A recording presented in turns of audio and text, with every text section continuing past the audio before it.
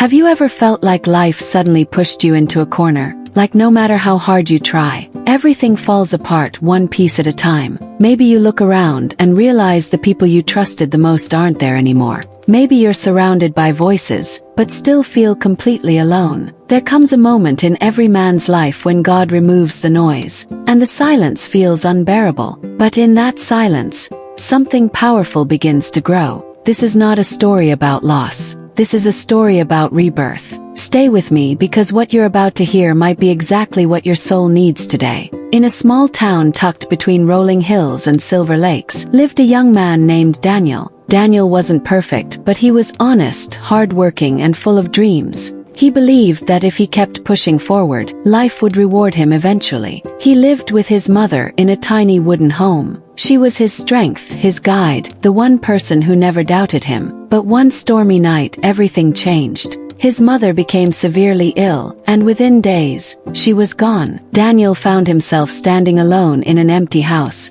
holding only memories and heartbreak. He thought his relatives would support him, at least during those painful weeks, but instead they came with serious faces and sharp words. "The house belongs to all of us now," his uncle declared. "You're young. You can leave and make your own way," another relative said coldly. And just like that, they took the house, the land, and everything Daniel thought he could rely on. Daniel walked out with a single bag and a heart full of confusion. He moved into a small abandoned shed near the edge of town. The roof leaked, the floor creaked. The nights were colder than he imagined. Daniel tried to reach out to old friends, but when they saw he had nothing, no home, no family, no stability, they slowly slipped away. One evening, Daniel walked past the town square and saw those same friends laughing together. He approached them with a hopeful smile, but when they noticed him, their smiles faded. One glanced away, another turned his back, and the laughter died into an awkward silence. Daniel froze. "Was I really only valuable when I had something to offer?"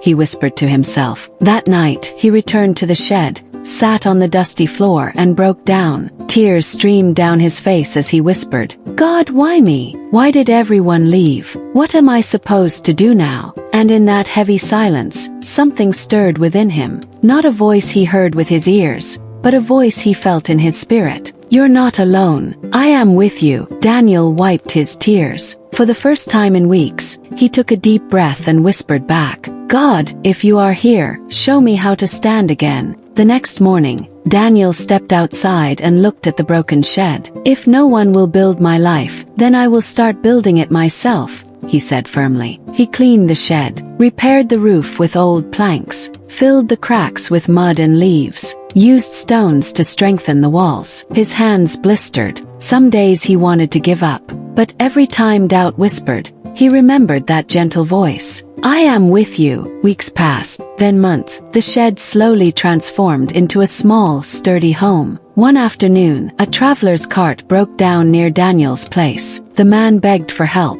Daniel examined the broken wheel and repaired it with simple tools and creativity. The traveler stared in amazement. "You have a rare gift," he said. He paid Daniel generously and spread the word through nearby towns. People began to come, farmers, widows, families. Daniel helped everyone not for fame but because he knew what it felt like to have nothing. Slowly he built a reputation. Not as the boy who lost everything, but as the man who rebuilt his life with faith, strength, and purpose. Years later, his relatives returned, ashamed, humbled, and regretful. "Daniel, we were wrong," one said softly. "We are sorry." Daniel smiled gently. "When I had nothing, I felt abandoned. But through that emptiness, God rebuilt me. He gave me strength, direction, and peace." He forgave them, not because they deserved it, but because he had grown beyond pain. Daniel never became the richest man in town, but he became the strongest, the most respected, the most grounded in faith, because he learned the most powerful truth. When a man has no one but God, he is never truly alone. He is being prepared for something greater.